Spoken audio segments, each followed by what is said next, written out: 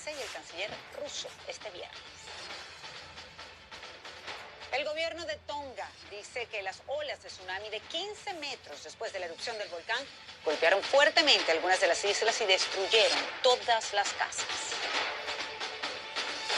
Varias aerolíneas internacionales cancelarán sus vuelos a Estados Unidos a partir de este miércoles por la posible interferencia del nuevo servicio de telefonía celular 5G en los aviones.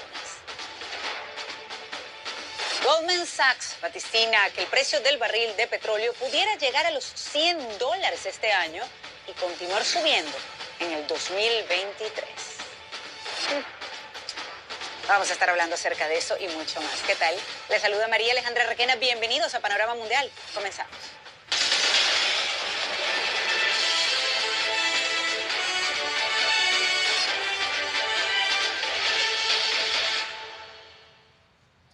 La tensión internacional en torno a las tropas rusas cerca de la frontera con Ucrania solo parece aumentar, pero ¿podrá desescalar con la reunión que se tiene prevista este viernes entre el secretario de Estados Unidos, Antony Blinken, y el canciller ruso, Sergei Lavrov? Está por verse, eso sí. Mientras todo esto pasa, inteligencia ucraniana advirtió que Rusia ha casi completado la acumulación de sus fuerzas militares cerca de la frontera.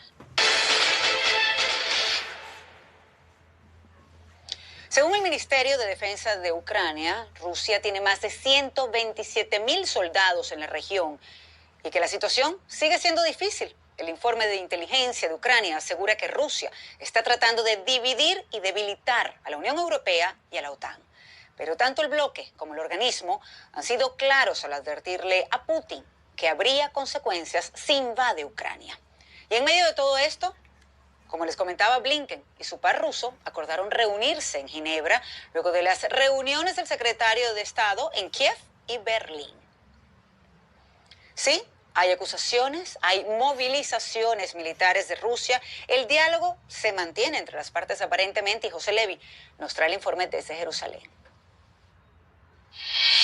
Cuando en la Casa Blanca se habla de una situación extremadamente peligrosa, de que un ataque ruso en Ucrania podría producirse en cualquier momento, es que vemos que se está activando la diplomacia del más alto nivel. El secretario de Estado estadounidense, Antony Blinken, llegará a Ucrania para reunirse ahí con el presidente Volodymyr Zelensky. Posteriormente, el viernes, lo hará en Ginebra con el canciller ruso, Sergei Lavrov.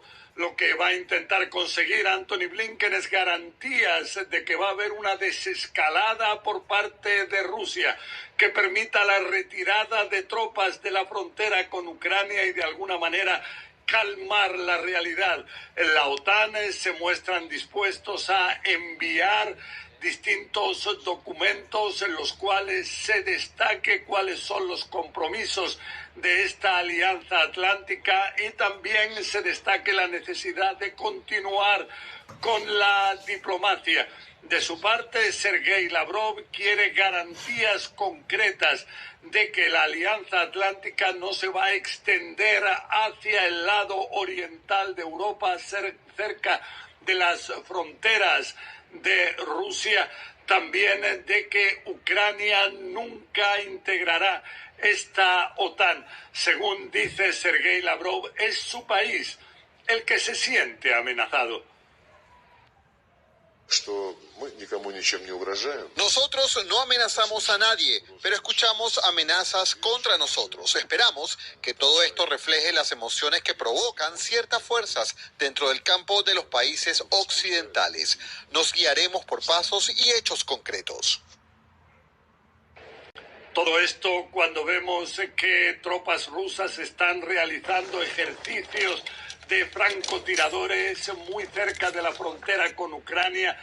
También se ha anunciado que en el mes de febrero va a haber un ejercicio militar conjunto a gran escala de Rusia con Belarus e inclusive ya han comenzado a llegar soldados rusos a Belarus, algo que inquieta también a la Alianza Atlántica, ya que Belarus tiene una prolongada frontera común con Ucrania.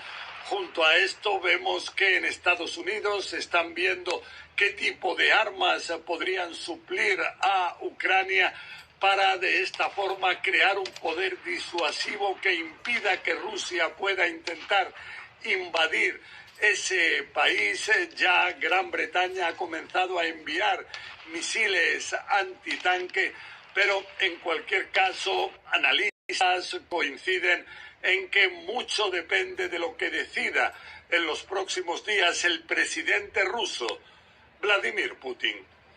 José Levi, CNN, Jerusalén. Y un cruce violento hace sonar alarmas de desestabilización en el Medio Oriente. La secretaria general de las Naciones Unidas expresó su preocupación y condenó el ataque aéreo de una coalición liderada por Arabia Saudita, que según un medio de comunicación dirigido por los rebeldes hutíes dejó al menos 12 personas muertas y 11 heridas este lunes en Sana, Yemen. En un comunicado pidió a las partes comprometerse a proteger a los civiles y a prevenir la intensificación del conflicto. La cadena estatal saudí dijo que este ataque era una represalia por la incursión con drones que la milicia hutí realizó el mismo día en Emiratos Árabes Unidos, con saldo de al menos 3 personas muertas. Y la televisión estatal de Corea del Norte difundió imágenes del misil que el régimen dice haber probado este lunes. Previamente habían señalado que se trataba de proyectiles tácticos guiados que alcanzaron su objetivo en el Mar del Este con precisión, seguridad y eficacia. También que el sistema balístico estaba bajo producción. Como recordamos, fue el cuarto ensayo de este tipo de Corea del Norte solo en este mes, pese a que tiene prohibido desarrollar este tipo de arsenal por ley internacional. La semana pasada, el gobierno de Estados Unidos anunció sanciones contra 8 individuos norcoreanos y rusos y entidades para apoyar los programas de misiles balísticos de Pyongyang.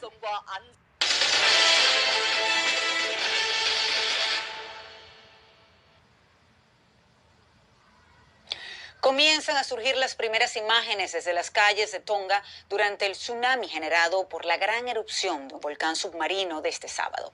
Los videos subidos a las redes sociales muestran a los pobladores tratando de huir de las inesperadas inundaciones que arrastraban vehículos y arruinaban inmuebles bajos. El gobierno dice que las olas llegaron hasta los 15 metros de altura y confirma la muerte de al menos 3 personas. Hay que recordar que tras el enorme impacto, las telecomunicaciones permanecen afectadas. Aún se sabe poco de la magnitud total de los daños, pero estas imágenes dan una primera idea. Y las comunidades impactadas acabaron además cubiertas por una gruesa capa de ceniza del volcán, cuya erupción sería la mayor en más de 30 años. Árboles, casas y calles quedaron llenas de polvo gris, como podemos ver en las imágenes, que también dan cuenta de los restos volcánicos y algunos edificios colapsados. Por ejemplo, el puerto de la capital del país insular lucía calcinado. Los socorristas advierten que le preocupan en especial las islas bajas cercanas a la erupción, de donde poco se sabe hasta el momento. Y Australia ya envió un buque de la Marina a la zona afectada por la erupción y el tsunami de Tonga. El Departamento de Defensa afirmó que están listos para ofrecer ayuda humanitaria, agua sobre todo, si el gobierno de Tonga así lo pide. Detalló que tienen capacidad para llevar hasta 250.000 litros y producir otros 70.000 al día gracias a su planta desalinizadora. En tanto, la Fuerza Aérea despachó un vuelo militar para ayudar a evaluar los daños en Tonga, particularmente lo ocurrido en las instalaciones estratégicas, para determinar los pasos a seguir. Por ejemplo, el aeropuerto está cubierto de ceniza, lo que dificulta la recepción de ayuda. También Nueva Zelanda desplegó 2 buques con suministros hacia la zona. El Ministerio de Defensa indicó que tardarán cerca de 3 días en llegar.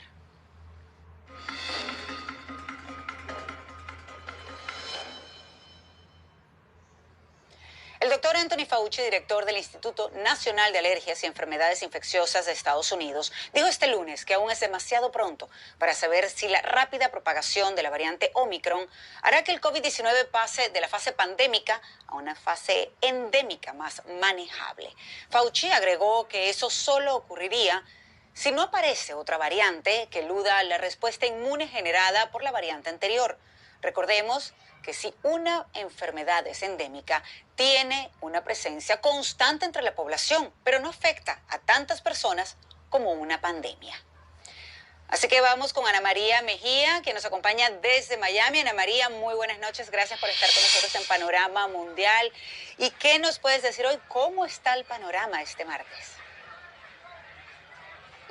Bueno, como dijo el doctor Anthony Fauci, está todo el mundo como desesperado porque pasemos de esa fase de pandemia a endemia, pero en este momento todavía no es. Puede que en los próximos meses, pero los números siguen subiendo, las hospitalizaciones siguen siendo muy altas en el país, más de 156,000 personas que en este momento están hospitalizadas. Y en cuanto a eso, hubo un estudio en noviembre y los CDC han dicho cuál fue el resultado de ese estudio. Y dice que las tasas de hospitalización entre los no vacunados fueron 13 veces más altas que entre los vacunados aquí en Estados Unidos, y eso en todos los grupos. Y como para que te hagas una idea, los no vacunados fueron 10 veces más altas en el grupo de 12 a 17 años, 17 veces más alta en el grupo de 18 a 49 años, 16 veces más alta en el grupo de 50 a 64 años y 12 veces más alta en el grupo de mayores de 65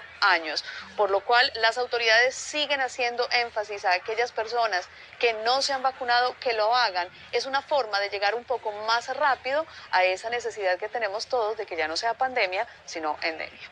Así que, bueno, también la Organización Mundial de la Salud habló en el día de hoy, están diciendo qué es lo que creen que vienen y lo que hemos venido repitiendo a lo largo de estos días, y es que definitivamente hay unos países que apenas van a empezar a ver el pico, en otros ya va a empezar a bajar un poco, pero la situación es esa. Esto dijeron de lo que se espera en las próximas 3 o 4 semanas.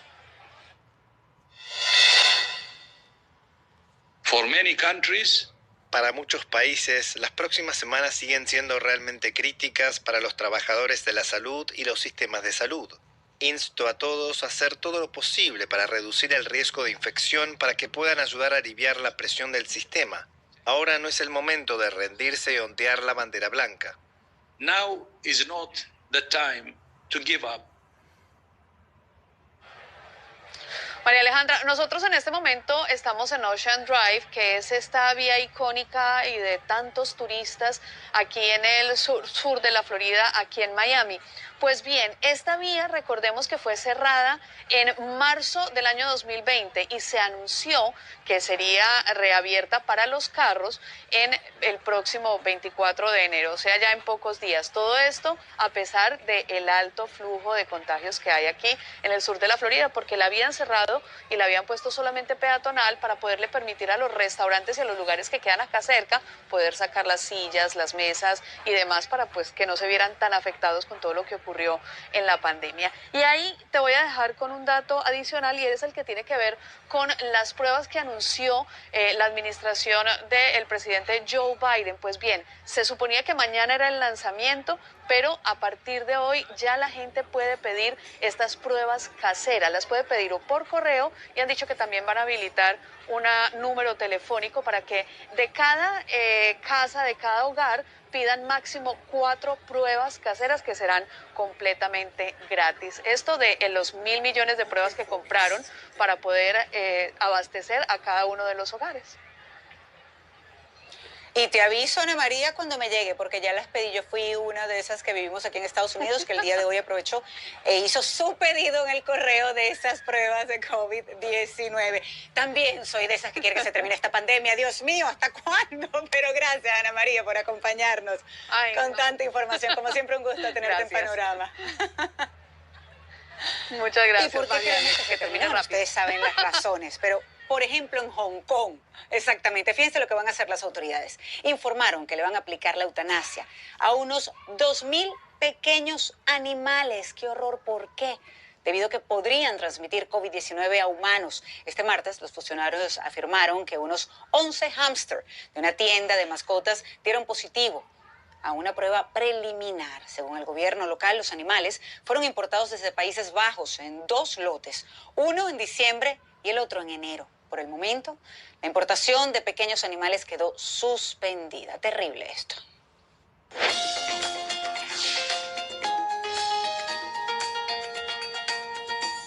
Ven, y esa es una de las tantas cosas que pasan por COVID-19. Creo que de verdad todos alrededor del mundo queremos que esto se termine. Tenemos mucha información, como siempre, aquí en Panorama Mundial. Y espero sus comentarios en mi cuenta en Twitter, @RequenaCNN. La etiqueta es Panorama Mundial. Y vamos a estar hablando en minutos nada más de lo que van a hacer algunas aerolíneas internacionales. Van a cancelar sus vuelos a Estados Unidos por la posible interferencia del 5G. ¿De qué se trata todo esto? ¿Cómo es que pasa esto? Les contamos. Y cómo comienza también. Pero, además,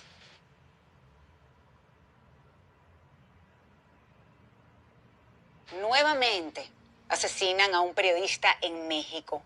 ¿Qué dicen las autoridades? ¿Qué hacen las autoridades? En minutos de información.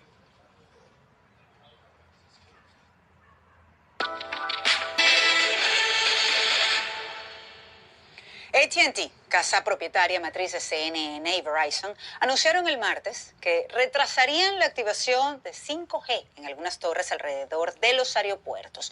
El lanzamiento de la esta tecnología inalámbrica estaba programado para el miércoles.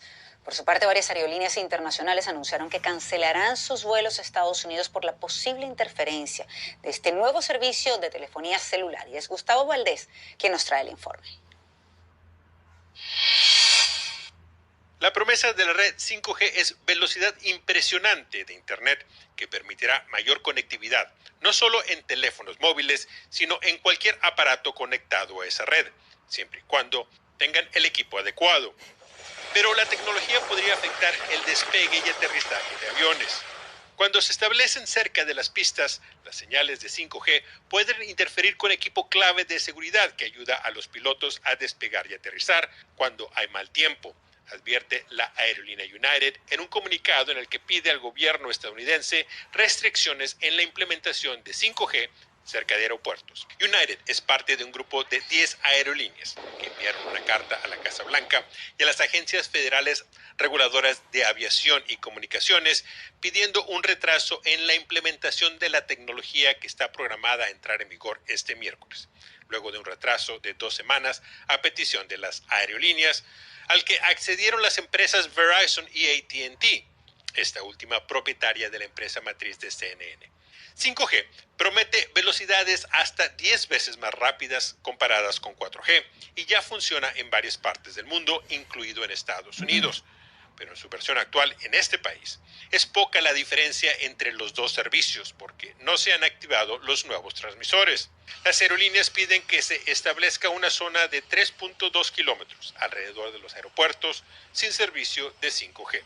De lo contrario, dicen, se corre el riesgo de la cancelación de cientos de vuelos por la falta de seguridad.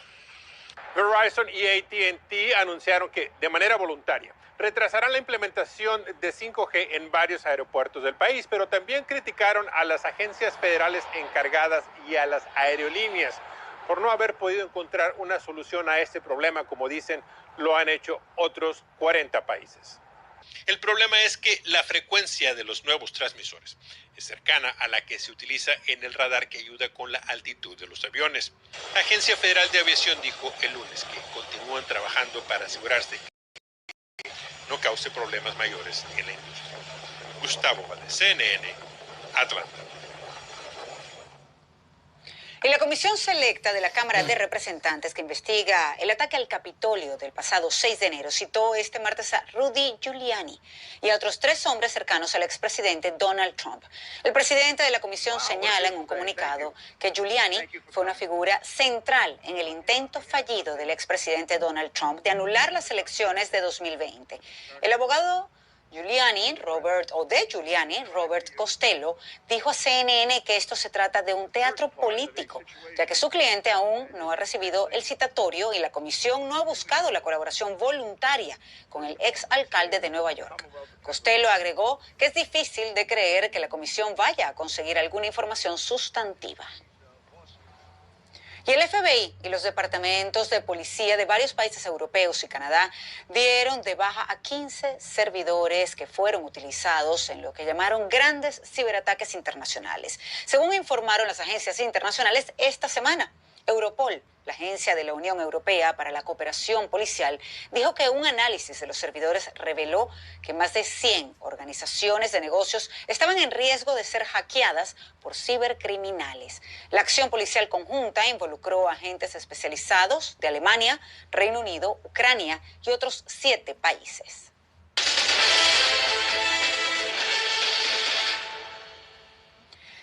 En México, la Secretaría de Seguridad y Protección Ciudadana de Tijuana confirmó este lunes la muerte del fotoperiodista Alfonso Margarito Martínez Esquivel, tras una agresión con arma de fuego. Martínez Esquivel, de 49 años, reportaba temas policiales y de seguridad para el semanario Z. Según la Fiscalía General de Baja California, el ataque al fotoperiodista se produjo afuera de su domicilio. Pero vamos con Rey Rodríguez, que nos acompaña desde Ciudad de México. Rey, muy buenas noches. Por favor, cuéntanos un poco qué más se ha dicho sobre la investigación, qué dicen las autoridades, qué están haciendo las autoridades y sobre todo porque es otro periodista, en este caso fotoperiodista, que asesinan en México. Y déjame decirte, María Alejandra, que es el segundo ya en menos de una semana a principios de este 2022. El sábado pasado, María Alejandra, el sábado pasado pues fue asesinado un periodista en el estado de Veracruz, así que este asesinato del lunes de Alfonso Margarito Martínez Esquivel, ahí en Tijuana, Baja California, sería ya el segundo a principios de este 2022, que para muchas organizaciones, María Alejandra, pues pinta negro también, como en otros años, para lo que es agresiones y asesinatos a comunicadores. Y déjame decirte que la Fiscalía General del Estado de Baja California, pues dijo que continúan las investigaciones para determinar qué fue lo que pasó, los motivos de este crimen, como bien tú decías, de este periodista que pues cubría lo que eran los temas policíacos y también lo que era la parte de seguridad en el semanario Z y algunos otros medios locales.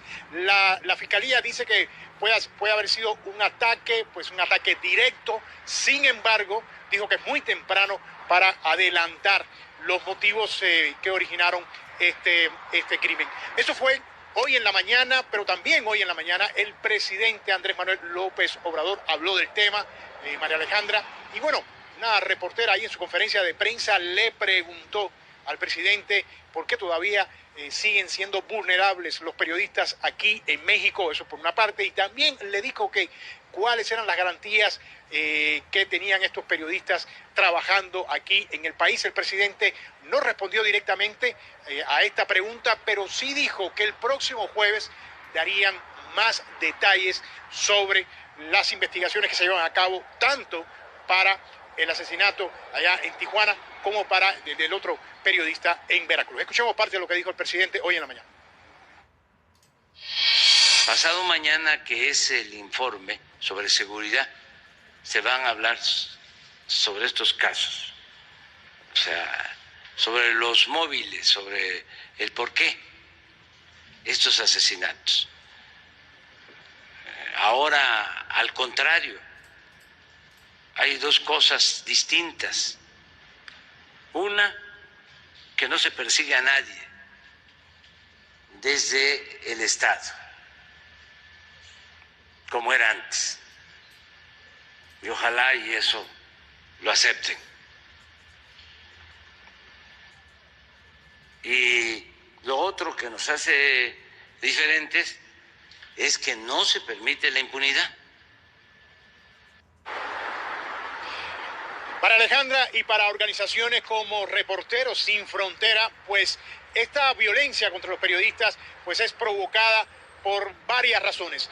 3 de ellas, bueno, una, la impunidad; la segunda, fallas en lo que es las investigaciones y también en los mecanismos de protección a periodistas; y por otro lado, la ola de violencia que todavía persiste en varios puntos del país y que enfrentan a aquellos periodistas que tienen que trabajar en estas zonas de alto riesgo. Escuchemos. Hay una causa principal en todos los años que hemos analizado la situación de la libertad de prensa en México, y es la impunidad. Es decir, más el mismo subsecretario de Gobernación, Alejandro Encinas, en un foro que se inició ayer en la CEGOP sobre mecanismos de protección, reconocía pues que en más del 91% había impunidad en los asesinatos de periodistas, ¿no? Y que desde luego pues eso tenía que ver con la falta de mecanismos eficaces de investigación, pero también tiene que ver en el fondo con los mecanismos de protección, que no han logrado ser lo suficientemente eficientes y efectivos para lograr salvar vidas.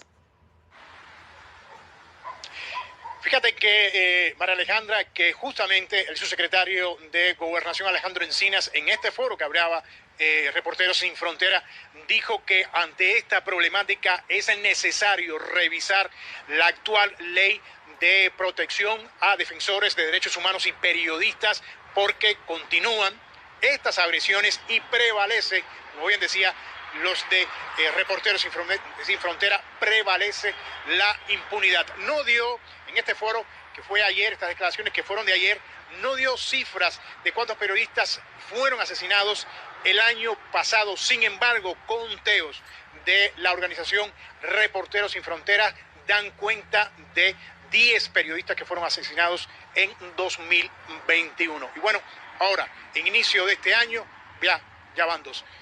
María Alejandra. Qué horror, Rey, de verdad que sí, qué locura. Y muy cierto, hay que exigir, hay que seguir alzando la voz para exigir justicia, pero también para que se puedan proteger mejor a todos estos periodistas, personas que están haciendo su trabajo para llevar información al público. Rey, muchísimas gracias, estaremos atentos, por supuesto, a que otra información nos puedas traer a Panorama Mundial. Muy buenas noches, cuídate, por favor, Rey Rodríguez, en directo desde Ciudad de México.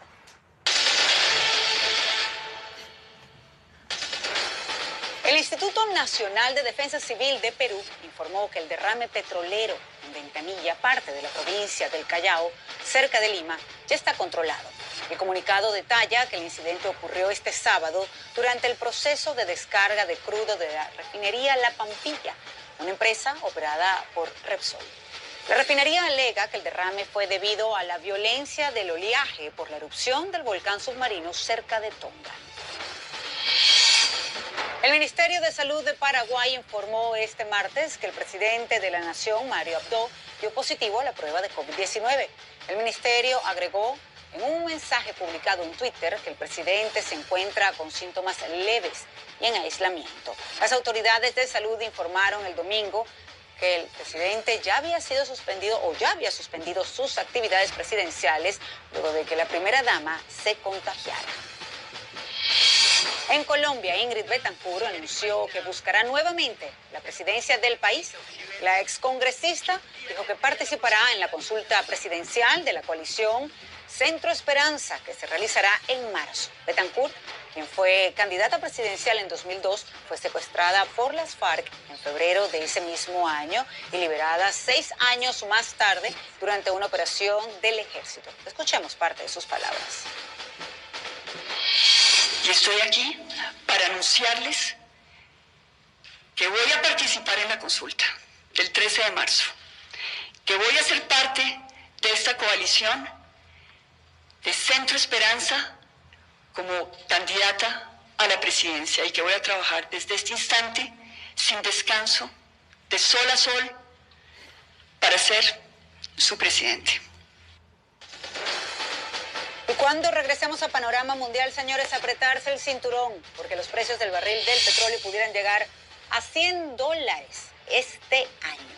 Los detalles luego de esta breve pausa.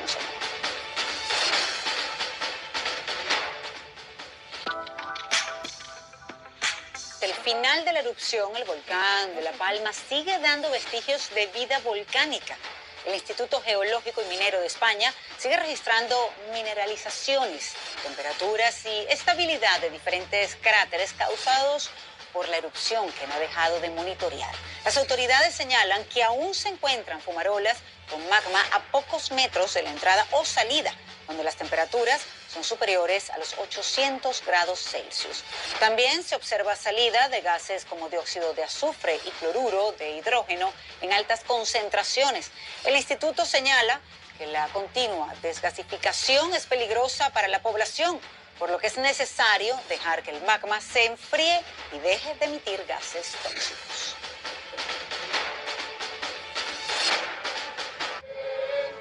El ambiente político en América Latina se...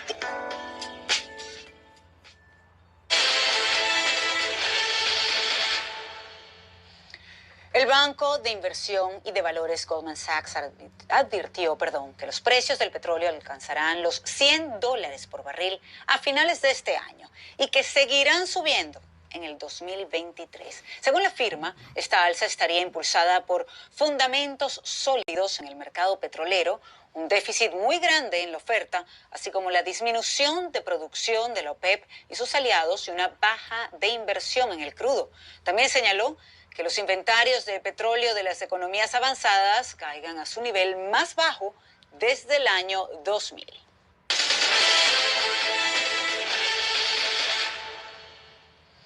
Y en Beijing, un solo caso de la variante Omicron del coronavirus provocó un cierre inmediato y pruebas masivas solo unas semanas antes de los Juegos Olímpicos de Invierno. David Colbert nos muestra cuál es el efecto de esto en la comunidad a medida que China trabaja para contener esta variante altamente transmisible, como bien saben. Adelante.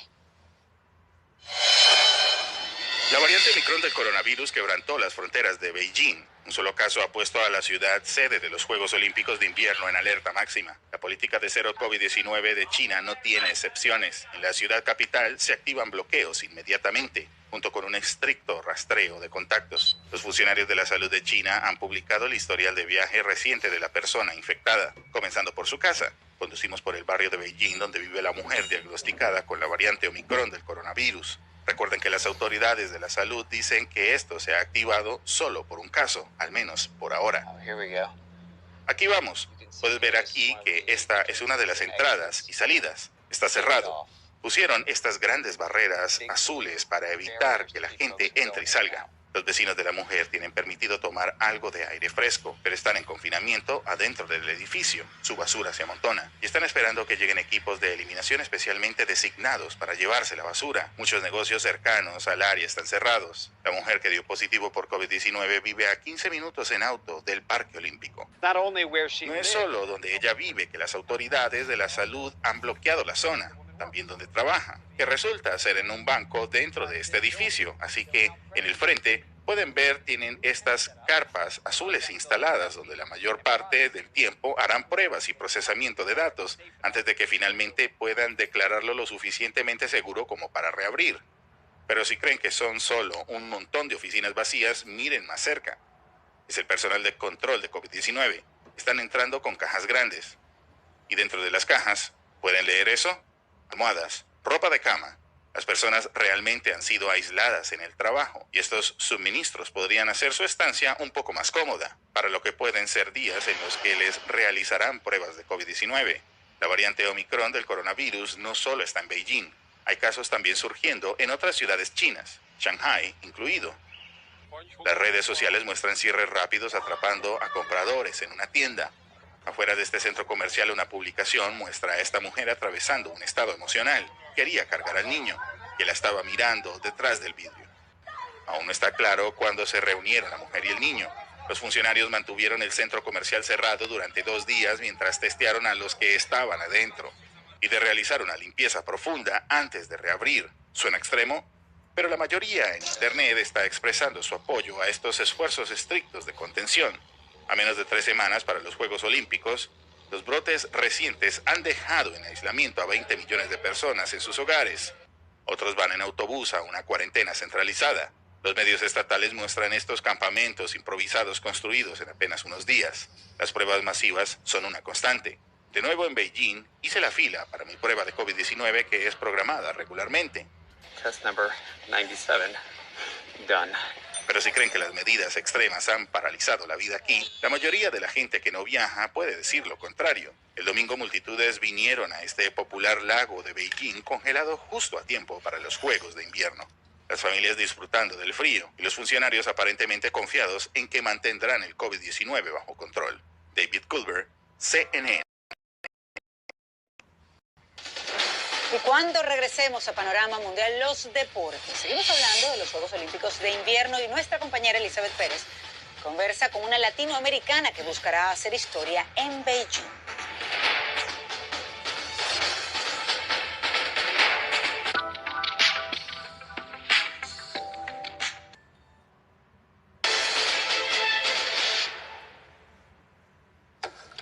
Este extraño diamante negro es literalmente de otro mundo.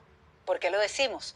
Se cree que esta rara gema de 555 quilates proviene del espacio exterior y que pudo ser creada del impacto meteórico o de un asteroide con diamantes que chocó con la Tierra.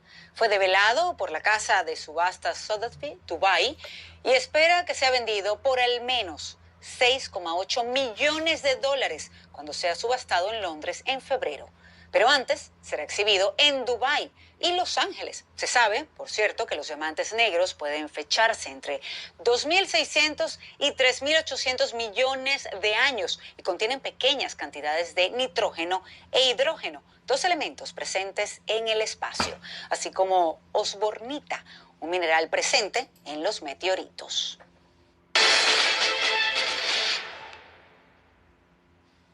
Y llegó el momento de los deportes aquí en Panorama Mundial. Casi 2 semanas nos separan de los Juegos Olímpicos de Invierno en Beijing. Y es Elizabeth Pérez quien conversó con una de las competidoras de esta justa. Se trata de la patinadora colombiana Laura Gómez. Aquí un adelanto de lo que verán esta noche en Triunfadores del Deporte. ¿Cuáles son las expectativas, Laura, que tienes para esta justa olímpica? Bueno, estas serían mis segundas Juegos Olímpicos. Pues la verdad, tengo mucha ilusión. Primero tengo que pasar a la final porque yo voy a correr una carrera que es en grupo, hay hits, baterías, entonces el primer paso más importante es clasificar a la final. Es súper anhelado ese cupo y espero obtenerlo. Y cuando esté en la final, pues realmente todos queremos una medalla olímpica, todos. Pero también sé que hay que trabajar muchos años, llevo muy poco en el hielo. Sin embargo, yo creo que los latinos nos caracterizamos por ser unos guerreros y yo voy a luchar hasta el final a obtener mi mejor posición en esta carrera del Mastar.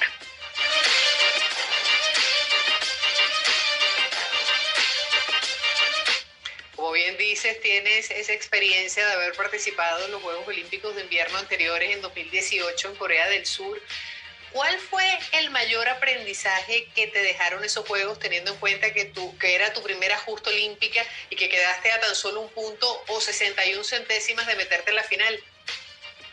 Bueno, definitivamente te abre mucho los ojos tantas culturas, lo que llaman la friendship, que es como ese lazo que se construye con tantas diferencias en tantos aspectos. A mí me marcó mucho eso, me pareció muy bonito. Yo como colombiana causé mucho impacto porque la gente no entiende realmente cómo hacemos para practicar el deporte. Incluso ellos piensan que en Colombia podría estar nevando o algo así. Ellos después entienden que nosotros nos tenemos que mudar de ciudad. Entonces es eso tan bonito, como que te acogen, como que te quieren invitar, como que tú eres especial. Entonces a mí eso definitivamente me llenó y me marcó muchísimo.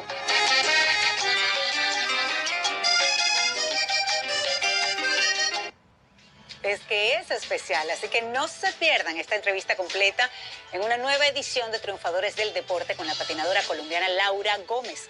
Este martes a las 11:30 de la noche, hora de Miami, 8:30, hora de Los Ángeles.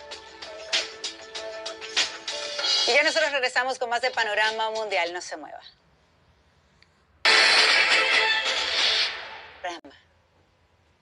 Una muy buena noticia, una muy buena historia, la de David Bennett, el hombre que ha recibido el primer corazón artificial de cerdo y gracias a eso está viviendo. Y por eso he invitado a 2 expertos, 2 notables expertos, 2 hombres sabios, expertos en cirugía cardiovascular y en edición genética, y nos van a explicar desde qué son las quimeras humanas hasta qué se puede hacer cambiando y poniendo los genes de un ser humano como si fuera un carro, un cochecito. ¿Qué te parece? Pero ¿sabes qué? Qué maravilla, Camilo, que sean más posibilidades de vida. ¿Sabes cuántas personas, por ejemplo, sufren pues del corazón, que lamentablemente necesitan un trasplante y no tienen acceso? Y ahora tenemos más opciones. Me encanta, voy a estar muy pendiente de tu programa. A mí también. Lo que pasa es que me gustaría más que inventaran algo para bajar de peso, pero rápido y sin sacrificio. Pero así. No hay secreto, Camilo. Hay que hacer dieta, hay que hacer ejercicio. ¿Qué te puedo decir? Ojalá hubiese algo mágico, pero no. Bueno, esperemos que lo inventen. Vale. Buenas noches. Buenas noches.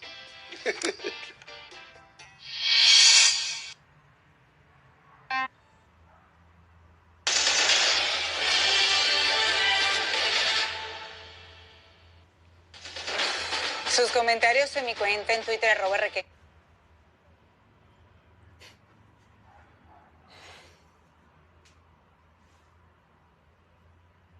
CNN son, pues por supuesto, muy apreciados, y entre los temas del día de hoy, Salvador Alfredo nos habla del informe sobre el tsunami en Tonga. Dice, no puedo imaginarme las olas de 15 metros de terror, y ciertamente ha debido ser así para todos los que presenciaron estas olas, este tsunami, como bien informaron las autoridades de Tonga. Pero ahora vamos a aprovechar para despedir este programa el día de hoy con ese diamante negro que van a subastar en Londres, que esperan que sea por $6,8 millones. Sí, señor. Véanlo allí, con esas imágenes nos despedimos. Buenas noches, hasta mañana.